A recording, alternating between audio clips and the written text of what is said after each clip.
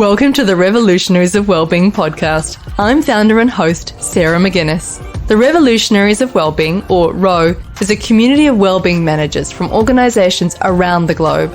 At ROW, we develop you as a wellbeing leader, giving you a powerful support network, professional development, and workplace wellbeing solutions so that you can focus on giving your employees the right support at the right time.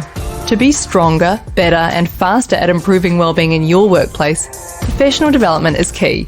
These discussions on workplace wellbeing are designed to inspire, share ideas, and raise awareness of important issues we can all take action on. The interviews are recorded as part of our monthly Wellbeing Wednesday webinars.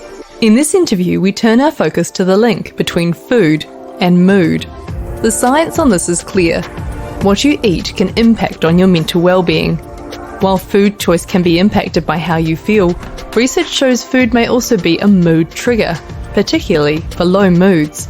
Recent studies show that the more people improve their food choices, the more their depression improves, and food choices have been positively linked to learning and memory. Clearly, nutrition is an important part then of mental health at work.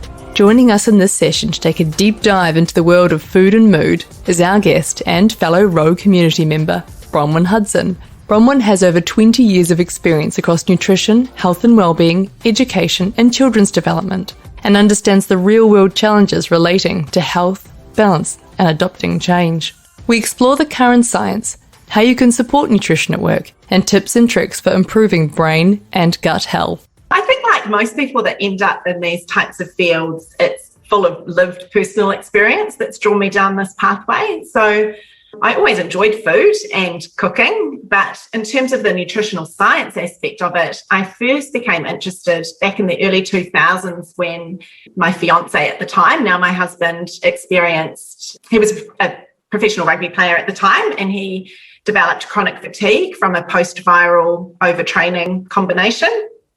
And I think for anyone that's experienced burnout or chronic fatigue or post-viral syndromes, they'll know there's no quick fix, and a lot of it is reliant on diet and lifestyle choices. So that's what initially drew me down this path. And then as the children came along and there was different health challenges for me and for them, and allergies and autoimmune conditions, I just became more and more interested in this.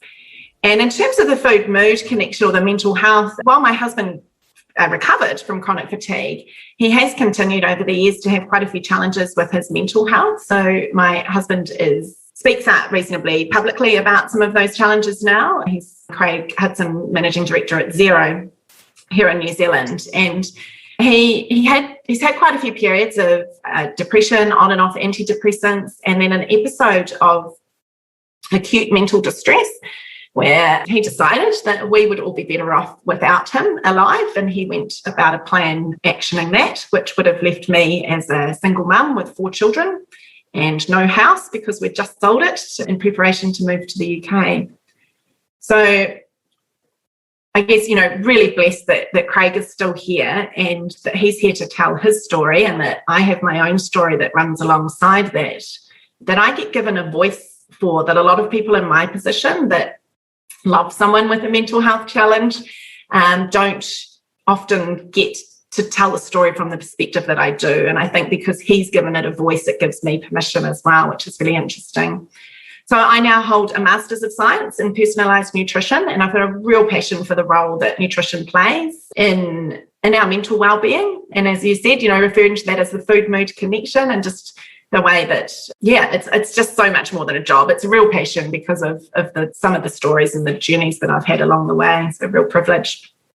Yeah. And tell me, Bronwyn, just before we jump into tell me a little bit around the journey that you've recently been on, because you and I have been talking a bit about this in terms of recovery. Yeah, absolutely. And I think, in the intro, you said something about having overcome health challenges, and I was thinking, it's still managing health challenges in a way. So just on 3 years ago this month, actually, I fractured my C5 vertebrae in my neck, along with some, herniated disc and some other soft tissue damage, while I was showing one of my daughters how to do a shoulder stand for her gymnastics class. Turns out I should stick to nutrition, not a gymnast.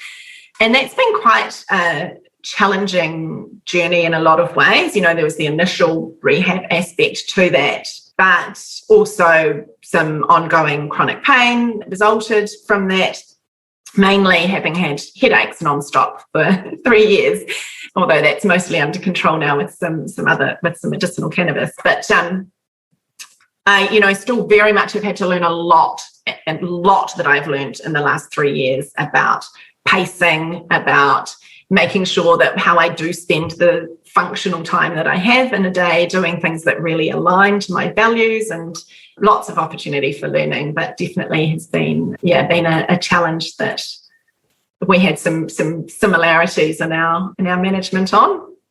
Very much so. And so let's go back to the food mood connection. What are we talking about when we say food mood connection? Yes, I think we can probably all think of some pretty obvious examples of that ourselves, especially those of us with children that have seen that crash that can come after a sugar high, and seeing that there is connections between what we eat and how we're feeling, or anyone that's ever been hangry, maybe blood sugars have dropped a bit low, and or even things like having eaten, I won't name any fast food joints, but there's one in particular that if I eat from, I feel really blah afterwards. So, we experience those things, and vice versa. Perhaps, anyone ever been prone to a bit of stress eating or hormonal eating? So looking at how our moods are actually impacting on our food choices. And what we're talking about when we're talking about the way that food and mood, it affects our mood and vice versa, we're talking about really the gut-brain axis. So it's these communication channels between the gut and the brain. And the communication is bi-directional. It goes both ways, gut and the brain helping each other make decisions on what they need to do. So the way I often like to describe it is that the gut and the brain are like best friends, and they like chatting away with each other, just like best friends do. They sometimes talk over top of each other. And sometimes it can be very hard to know exactly which one was the instigator of a certain behaviour or a certain action that might take place. So gut and the brain are very much the same.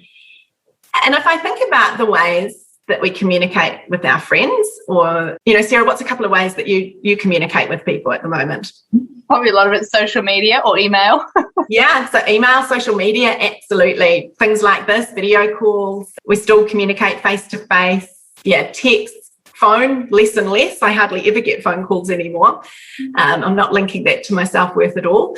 But, there's so many different ways that we communicate. And so these communications between the gut and the brain are similar. There's so many different channels that the communication is happening.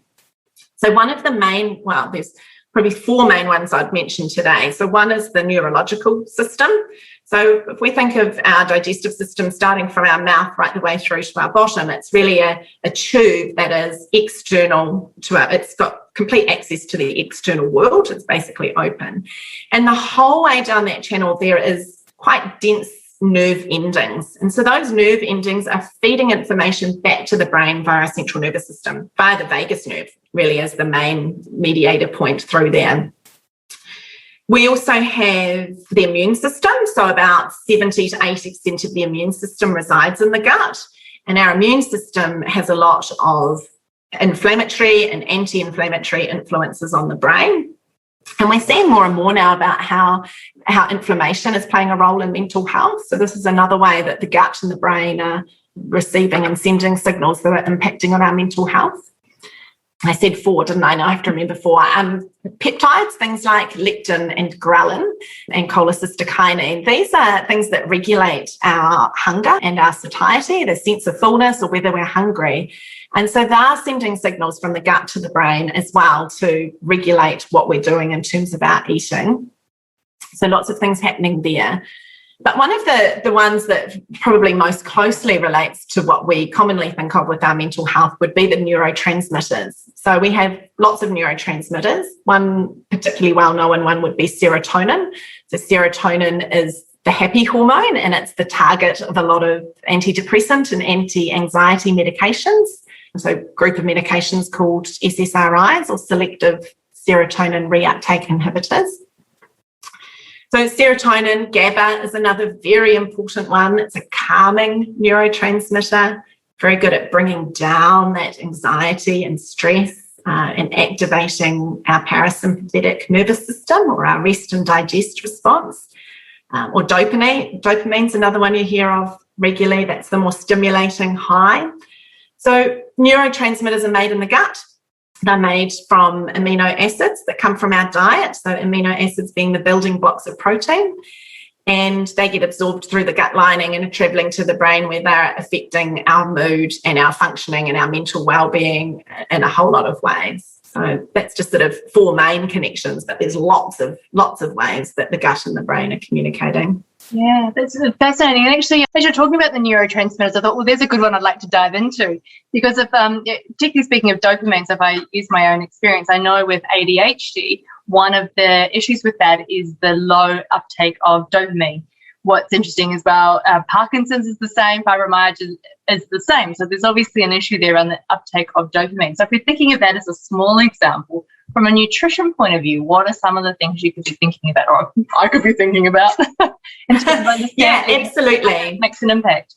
So looking at particularly at the neurotransmitters, that so the particular proteins that contain the neurotransmitters that are going to be made into dopamine, so that you're starting by providing at least the right nutrients that are going to be involved in making sure that your body is creating enough, and you may need more than the general population for it to be used and absorbed in the right way. But the other thing is there's lots of amazing research happening around food-mood connection at the moment. Some of it happening right here in good old New Zealand. Dr. Julia Ruckledge and her team at the University of Canterbury, looking at the role of micronutrients in mental health. And if I think about asking about dopamine and neurotransmitters. So as well as the amino acids, we need certain nutrient cofactors, different vitamins that will play a role in transferring the amino acid into the neurotransmitter. So just a general good diet that is containing all of those micronutrients that we need in good levels is key. And then thinking very much about your microbiome. So that would be the other huge explosion area of research in relation to mental health, and a particular interest area of mine. And we now know that the microbes are playing a big role in this transversion, this creation of the neurotransmitters. So anything that you can do to support a healthy gut microbiome is also going to be supporting your level of neurotransmitters in your body, including dopamine. Fantastic. And actually, so in terms of some of that technicality, because some people will be familiar with those terms and others that'll be quite new. So the microbiome, tell me a little bit more about that. Yeah, so the microbiome is all of the microbes, yeast, fungi, bacteria that live on and in our body. And the particular aspect of the microbiome that I was talking about there was the gut microbiome. So that's where we have the most densely concentrated area of microbes in our body. They're everywhere. They're on our skin, they're in our mouth, they're everywhere. But in our gut, we need a particularly diverse range of microbes to play out the roles that they need. And it's quite a new area of understanding, just really starting to specifically link these mechanisms between microbes in our gut and different areas of health, and particularly more recently around the mental health. We've only had really the skills to be able to sequence the microbes quite recently. So it's my most popular test in clinic at the moment is people getting microbiome testing done. Really, really useful. But lots of things can throw out the balance of the microbes in our gut. So obvious things like medications, antibiotics often get the worst rap around that, although they're such a valuable piece of obviously, if you've got an infection that's going to need some antibiotics, it's the most useful tool that we've got. But it's about understanding different things that affect our microbiome. So stress puts the balance out as well. And the things that are very supportive are things like eating a hugely wide range, diverse range of vegetables and plant-based foods that are going to feed the guys we want to do really well and keep the other ones in balance. Yeah, and then I imagine that gives your body a chance to then actually do something useful with those nutrients and help your mental health. I was interested in the emerging research, because there's anything from what the tablets you can take with fecal matter, and then there's some of the work again that Julia's doing around the micronutrients. So what are some of the really big research trends that we're seeing coming through? Yeah, that's a cool question, actually. So obviously love the research that's happening here. So that is to do with broad spectrum of multi-nutrients. So it can be quite challenging to create those types of studies. So often research that's existed to date has been single nutrient studies because they're easier often to blind. It's very hard to do food trials because you can't really blind easily a food trial, whereas you can, how do you have a placebo in a food trial can be challenging to provide a good level of evidence base. So Julia's work is involved using broad spectrum micronutrient supplementation, which is super interesting. Food Mood Institute at Deakin University in Australia has masses of research being done all the time in this field. So they've got some really interesting research. And probably the two best when we look at the evidence-based paradigm that gets used for medicine, so highest level of research down to lowest level of research. We know that a randomized control trial is up in that higher level of research in terms of its validity. And there's been two very good randomized control trials done on food and mood. Both of them were looking at the Mediterranean diet or a modified Mediterranean diet and mental health outcomes versus the control group was receiving social support, so counselling or psychologists, etc., but not the food aspect. And I'm a huge advocate of therapy and even not even like I use it proactively. I see a psychologist as a ad hoc thing just when for all sorts of reasons, not because I'm anywhere near an edge of a cliff, but it's a very valuable tool. But what this research was showing that when you put the food alongside that, there was statistically significant increase in mental well-being versus those that didn't have the dietary support.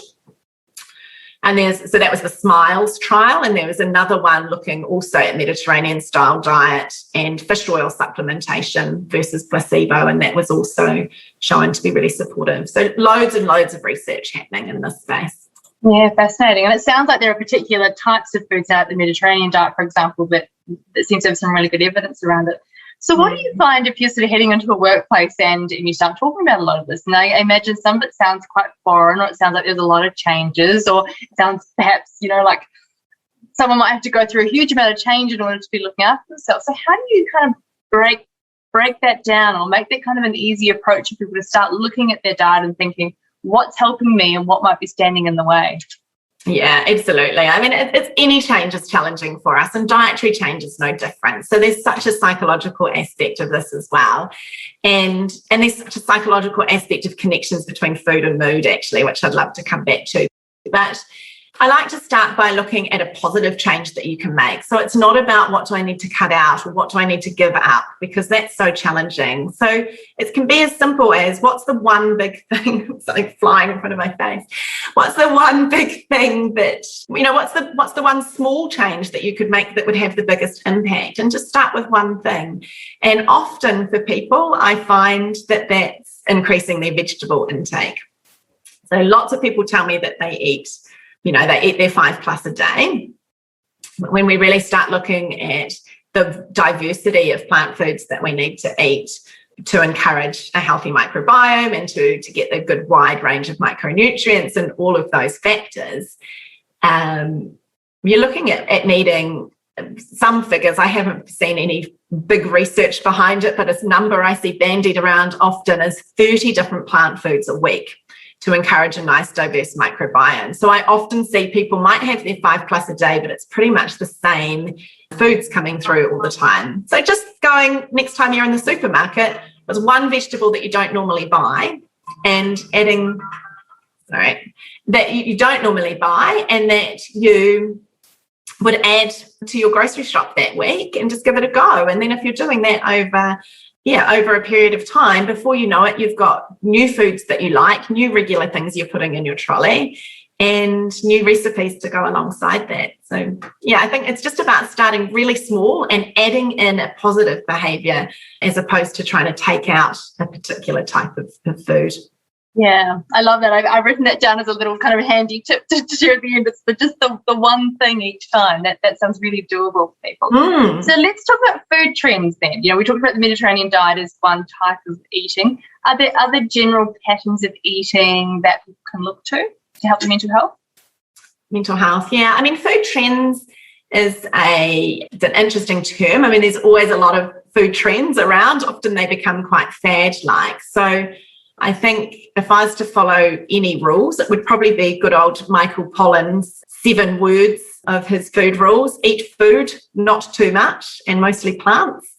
Nice broad apply to all sorts of situations. I think sometimes it's a matter of needing to unlearn a little bit about what a trend, about things that you've picked up because of trends or popular media presenting things, and just really tuning back into what's actually working for you.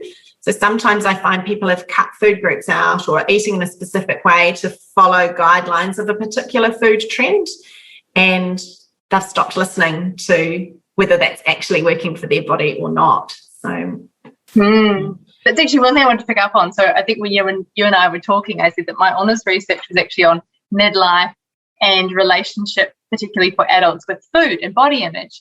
And so I was really interested to hear your perspective around, because what you're already indicating there too is we've talked about nutrition, eating it, and how that it helps your mental health, but there's also the reverse around how mental health impacts what we choose to eat. And I was keen to hear, your perspective.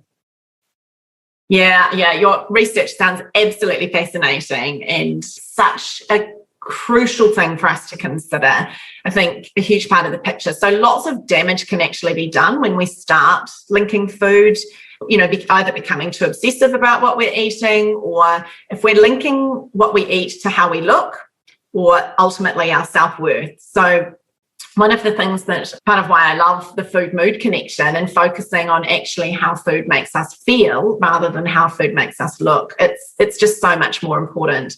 And there is lots of psychological connections between food and mood, but there's lots of positive psychological connections as well. Food is often how we celebrate. It's often how we come together and connect. It can be related to our culture, to being a reminder of a beautiful moment, a holiday or something we've been on to Italy, and every time we eat a certain food, it reminds us of that. There's so many psychological connections. And I think as a society, we've placed too much emphasis on health being related to how we look, and a way of looking that dictates whether someone looks healthy or not. I'm a big advocate of health at every size approach. So we all know someone that's really slim, that's actually really got lots of quite challenging health behaviours or even health issues. And likewise, people in larger bodies who have really robust health, really good blood markers, all within healthy ranges. So there's a lot to consider there. I had a client, just made me think recently, I had a client who had come to me because she was wanting to lose a little bit of weight that she'd put on after she'd got her anxiety under control with some medication. But before that happened, she'd lost a lot of weight when she was in a really bad place mentally. And her mother had known what was going on with her, knew she was really struggling, and yet was often parading her to her friends. Doesn't she look fabulous? And yet she'd lost that weight in not at all a healthy manner. So, there's so many possible connections between food and the psychological aspect that affects our mental health, which are really important. And I do think it's an interesting part of, we're starting to talk more about those words, mental health literacy. And so there's almost some literacy in what we look at in other people and whether we perceive them to be healthy or not. And as you say, we might go, oh, well, therefore this equals healthier, when actually the behaviours probably tell a different story. Yeah. And so I'm kind of interested into, if we move to workplaces, and gosh, there's so much to unpack about how workplaces can support this. Let's start with where we are now in terms of, nutrition and making food choices and those sorts of things. And then we'll come back to the food mood connection part where it's the other way around. So what can workplaces be doing to, promote good food choices, to enable people to make healthy food choices, but also avoiding that, as we've just been talking about, that kind of you should, thou shall kind of messaging that I know does come through sometimes? Yeah, absolutely. And I think, it's a tricky one, because sometimes workplaces say to me, well, nutrition it's not up to me to talk to my people about how they should eat. And I get that, it's a very different thing to be having nutrition brought into workplaces, but it's actually about all sorts of elements. We all want an engaged and productive workforce, and we put lots of different things in our wellbeing strategies in place to ensure that that's what we're supporting our employees to be in good health, to be present, to be focused, right? So if we think that business performance is driven by human performance, we want our people to be well-fueled and set up to perform well. And we also know that there's a lot of connection between building connections and sense of belonging being really important for resilience and mental health. But when I think about workplaces, often the opportunities to connect and feel part of something and socialise with others in your workplace revolves around drinks and food that is potentially not supporting people to be able to make the best choices. So sometimes it's just as simple as thinking about, when I put food on or when we provide social engagements, what's available? And if people are provided with the right environment, it's easier for them to make healthy choices. And likewise, just thinking about what you've got in your kitchen and places for people to bring food in. What's your fridge storage like? Is your fridge often full? Is there enough space? Could it be that it's too full and you're needing another one? Or how can we, make that more accessible to people? And what other options is there? Do you have a microwave? Do you have a blender? Blender's a good one. I remember one of my very first workshops in a corporate environment in the UK. I'd done some actual cooking demonstrations, and that included making a smoothie. I had a smoothie workshop. And so the business bought 2 NutriBullets for their work kitchen. And about a week later, they sent me a photo of just how many people were making smoothies. And it was nice vegetable, protein, fruit smoothies that they were enabled to do because they were provided with the tools. So that can be really useful to look at. And I would challenge that, as in terms of, we're not telling people what to do, but we do want to help build self-efficacy so that people can make the best choices for themselves, for their own health. And I do believe that that's part of the role of an organisation to do. I think that when we can provide education and environments that support people to take control of their own well-being, absolutely we want that. And, we do 2... So I have my own business as Feel Your Wellbeing, where I do a mixture of corporate, academic and private clinical practice. But my husband and I together also have Always More to the Story, where we're focused on the creation of psychologically safe workplaces. So I think if we build those things together, we've got psychologically safe workplaces that are encouraging healthy lifestyles, and we genuinely care about our people. I truly believe that we could all be playing a role in turning around some of those quite negative, quite horrendous mental health statistics that we do have here in New Zealand. And of course we want to be part of that, don't we? Yeah, that's so powerful, and that's so true. And there's a few things I want to follow up from what you said, because I think it's so interesting. One, I just have to share with you. So I recently bought a NutriBullet too and got very excited about all the things that I could whiz up. I whizzed up coleslaw. That is a disgusting smoothie. Don't do it. It turns out there is a limit to the things that you can actually make a smoothie out of. Absolutely. I've never tried coleslaw in a blender, but it was very brave of you. It's horrid. I won't try it. Yeah. I do want to come back to the messaging, because I think this is really interesting. So one of the examples that I have in my head is it was a client in Christchurch that had someone come in and talk about the different foods, and they really put the black mark on carbohydrates. And so then this person who shared the story with me went into the lunchroom afterwards, went to eat a sandwich, and a colleague said, "Oh, you shouldn't be eating that. That's bad for you." And I was thinking, there's some really interesting messages, isn't there, around how we set up nutrition and the personalised choices, but also the healthy choices within that. Is that something you're finding? Yeah, and absolutely, and keeping the guilt and those things out of it, because when I'm looking at how we can use food to support mental health, all of that type of messaging is detrimental for mental well-being. So all the way through with my kids, even, never used the words, or I've tried not to, I'm sure I've slipped at times, to label food as good or bad, because I don't believe any food is inherently good or bad. And it's all about the overall balance of what we're eating, tuning into our body. And at times, we all have some behaviors that aren't angelic. And my diet is, certainly has a lot of flexibility and freedom within it. But because I know how something will make me feel, sometimes I'll be like, you know what, I'm not going, it just doesn't even appeal to me to eat that cupcake or something, because I know that I've got something important on that afternoon and that I will have a sugar crash afterwards, because I'm quite sensitive to blood glucose fluctuations. But there'll be other times where I'm like, well, it's Nana's 90th birthday and this is part of the celebration, and it actually doesn't matter if I'm going to feel a bit, less focused afterwards, because I don't need to be on form. So we can start tuning into those types of choices. So with the kids, I used to talk about everyday foods and sometimes foods, as opposed to anything being good or bad. There's just some foods that we only eat sometimes, and there's other foods that are really nourishing that we, to try and eat every day. Poor carbohydrates have been so vilified, haven't they? Well, I think it's so funny considering carrots have carbohydrates. It's kind of like... Yeah, and when we look at things like, I talked a little bit about serotonin being particularly, linked to, or historically has been linked very much to depression, hence why this whole, school of medication was designed to increase the amount of serotonin available to the brain. Well, it actually needs carbohydrates in order to create that transfer as well. So often so this is where working with people, it's about being very clear on what their goals are as well. And there's certainly times when a low carb diet is totally applicable to a person that I'm working with. And there's other times where I'm actually increasing them to bring some carbohydrates back in. And that's particularly in the clients that are experiencing low mood and anxiety, where actually sometimes they need to bring in the right form of carbohydrates and the right balance for them. And it can be so much unlearning required.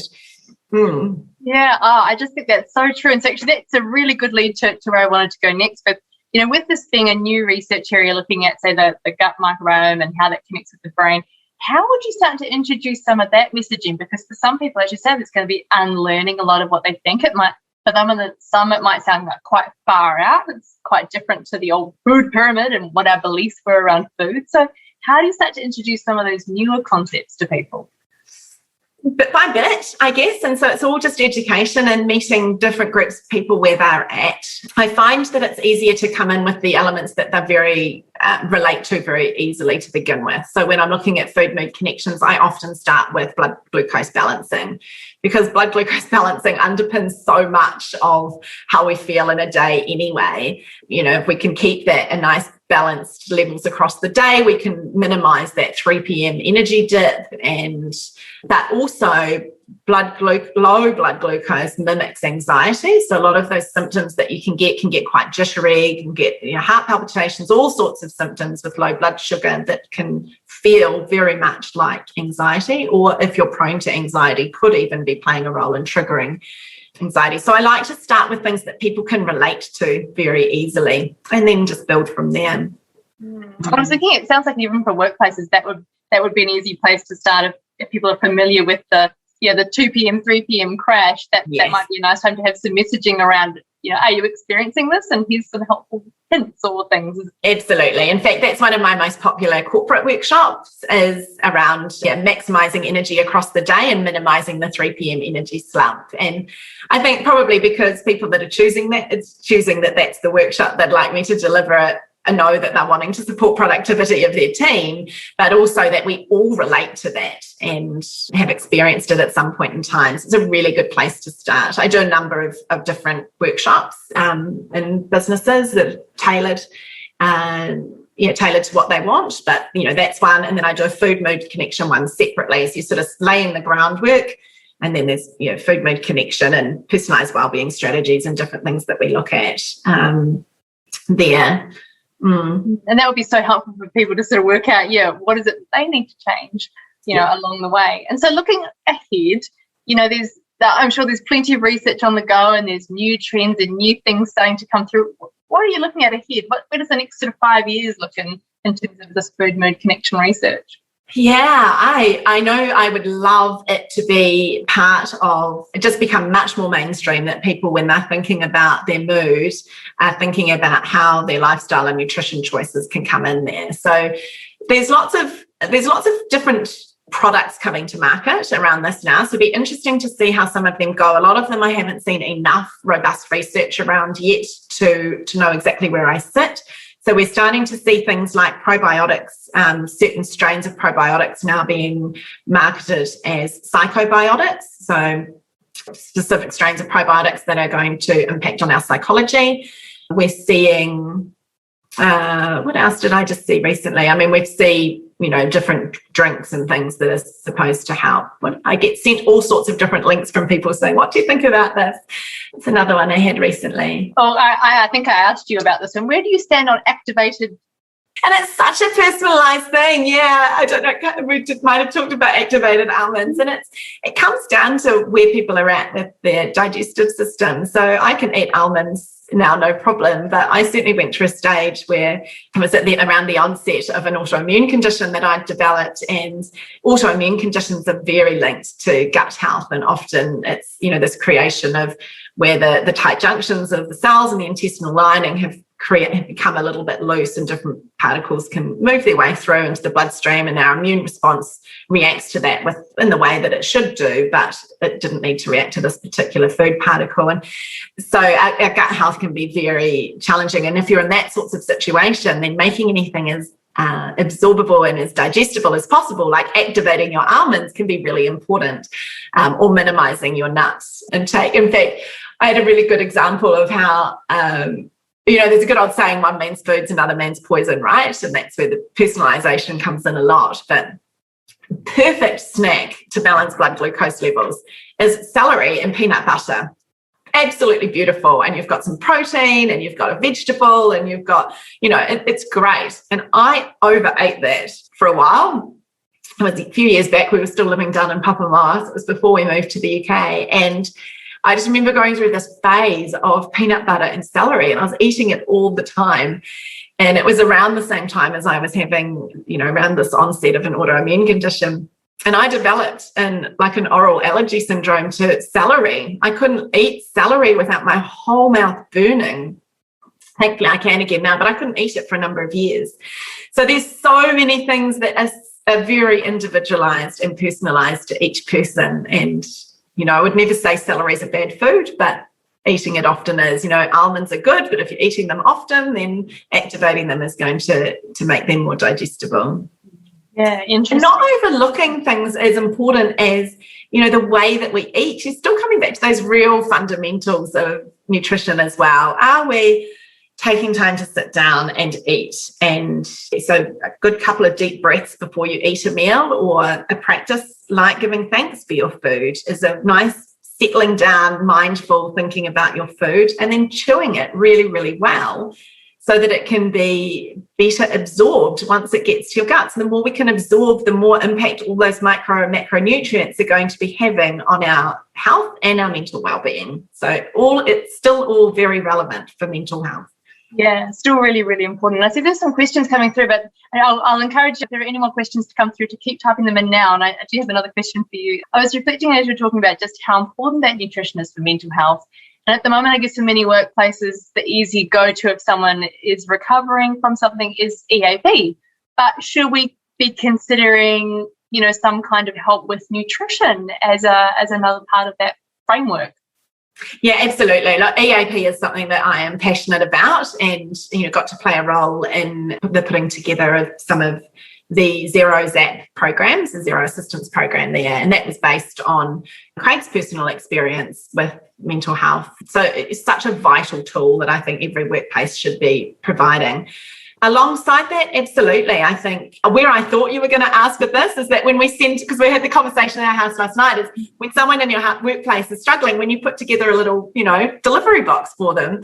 My husband was just saying last night, we sent this food to these people, but he's like, this is the photo of it, and look, it's not at all, it's nice and homemade looking, but it was not the type of food that he felt they needed in that moment, and that there's a hole in the market around providing really nourishing, nutritious meals. That's what I thought you were going to say. But only because it was in my, and so it's thinking about those things though. So when someone is unwell, what are you providing them in support? And if you're sending them a food parcel, is it the type of food that's going to support their health during that time? But absolutely looking at other ways that can support them as well, and maybe subsidising or funding work with a registered clinical nutritionist can have a big impact. Or a dietitian, or anyone that's qualified in that field. I do as well, which workplaces often find quite fabulous, is I set up in an office room for a day, and people can book in just 30-minute appointments even, where we just look at one goal and just one or two takeaways that they can take from that to go and implement in their life that would support them reaching that health and wellbeing goal with nutrition and lifestyle measures. And just little things like that can go a long way towards encouraging your people to be.